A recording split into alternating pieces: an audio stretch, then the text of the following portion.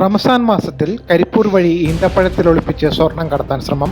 Air കസ്റ്റംസിനെ കബളിപ്പിച്ച് പുറത്തെത്തിയ താമരശ്ശേരി സ്വദേശി അബ്ദുൾ അസീസിനെ പിടികൂടി പോലീസ്.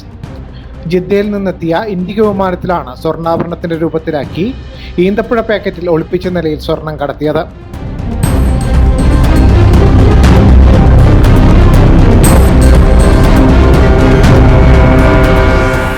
വിമാനത്താവളത്തിന് പുറത്ത് കാത്തുനിന്ന പോലീസ് അസീസിനെ പിടികൂടുകയായിരുന്നു. ഏറെ നേരം നീണ്ട ചോദ്യം ചെയ്യലിൽ അസീസ് കുറ്റം സമ്മതിച്ചു.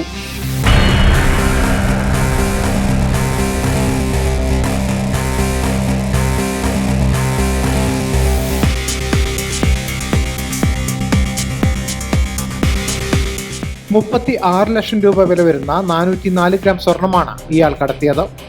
സ്വർണം സ്വീകരിക്കാൻ കാത്തുനിന്ന താമരശ്ശേരി സ്വദേശി മുഹമ്മദ് ബഷീറിനെയും പോലീസ് പിടികൂടി.